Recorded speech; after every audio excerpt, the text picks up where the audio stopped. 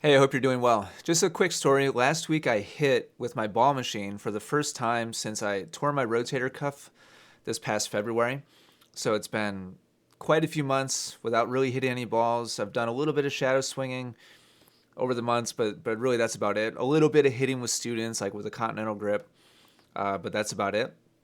And I noticed just the huge internal struggle, conflict for me. So first of all, I was at like 30% effort, very slow. Whole goal was to be as relaxed as possible, not put any stress or strain on my shoulder. And I would say 99% of the time I was successful. But there were a couple individual swings where I for sure felt the thing that tore that rotator cuff muscle.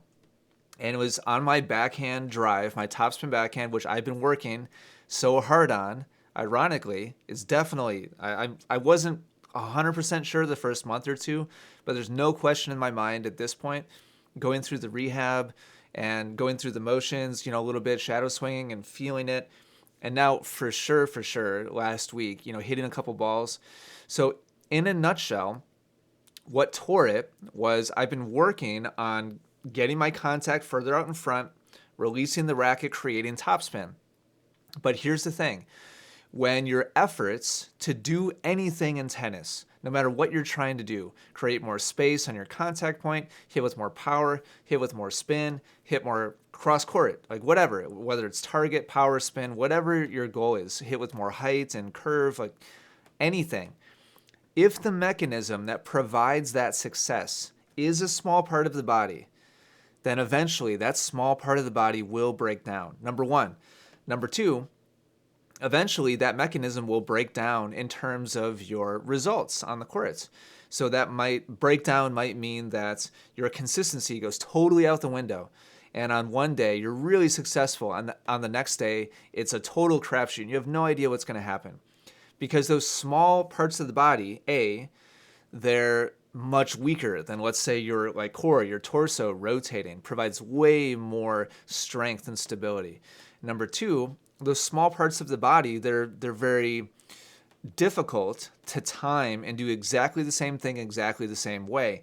And so if you just use your hand and your wrist to create some kind of acceleration or path or contact point or whatever, and that's the main thing that's providing that goodness that you're looking for, it's going to be really hard to do day in and day out. And I had definitely found that to be true with my backhand as I was working on it, but I had more good days than bad. But what really ended up giving way was the actual health of my shoulder. And so all that effort trying to turn the racket over and trying to brush the ball and like spin the ball using primarily my shoulder, that's what did it in. That's what tore it in the middle of a match, and trying to work on it and do it as many times as possible. And I'm not throwing anybody under the bus here, but one of the most common comments I saw on YouTube as I was posting my training sessions, my matches, was, Ian, stop thinking so much. Stop trying to make it perfect, and you got to just swing out, man. Like, just commit to it and just swing. Just swing confidently, swing aggressive. Like, you're gonna figure it out. You're gonna work it out. And it was in doing that, and I'm not blaming anybody. I thought those comments were ridiculous in the first place for other reasons that I won't get into. Totally different topic for another day. So it's not that I was trying to do that and I hurt myself, but in a roundabout way, as I got more comfortable and confident, I was like, all right, today's the day. Like, I'm gonna just try to drive everything. Once I finally got to that point, the quality of my movement and my technique still wasn't good enough to keep me from really hurting myself very, very badly. And so, what's your power source? What is the primary driver? So, the times in my training last week where I felt it and I was like, oh man, there it is when I drifted away from my focus points, which was a bunch of them. And I'm not going to go deep on it right now, but I've changed my grip to be more aggressive, which closes the racket face more.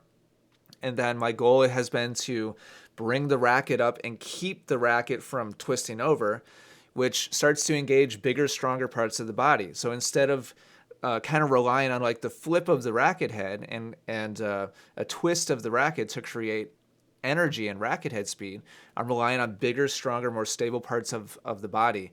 My chest, my torso, my shoulder, my back of my shoulder, my back, instead of like just my shoulder and my rotator cuff to kind of flip the racket.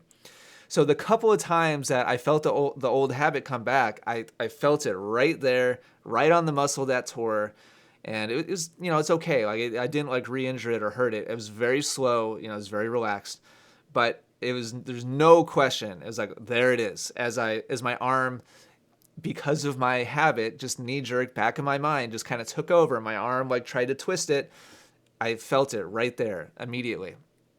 The good news is I felt a whole bunch of repetitions where that was totally passive. And I hit a backhand with topspin, very slow, very relaxed, but I can feel the contrast. And if I could boil it all down to kind of one core idea or concept, it is, what is the engine? Like, what is the power source? What is the driving force behind the motion that you're trying to execute on? And in a nutshell, that's what I do as a coach, is I reveal to players, right now your power source is X, and your power source needs to be Y. It'll save your body, and it'll keep you healthy, and it will produce more repeatable, more consistent, better results day after day after day. In a nutshell, that's what it all boils down to. And so it's just always interesting for me to feel it myself. It's always interesting for me to experience it, myself. I didn't record last week because it's just really slow. It's really boring. And we're not going to go to the trouble of recording it and publishing it. If I'm just standing there making 30%, swings, like nobody's going to watch that. But eventually I'll probably make an actual in-depth, like kind of lesson or tutorial talking about these concepts and what I'm working on and focusing on. So that'll happen eventually as I get a little bit of momentum and a little bit of progress. Very slow, still beginning stages, even though I'm 5 months, out from the injury actually happening.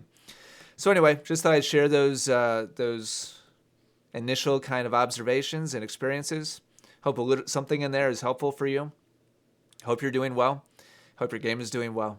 Keep up the good work. Thanks for watching, and I'll see you in the next video.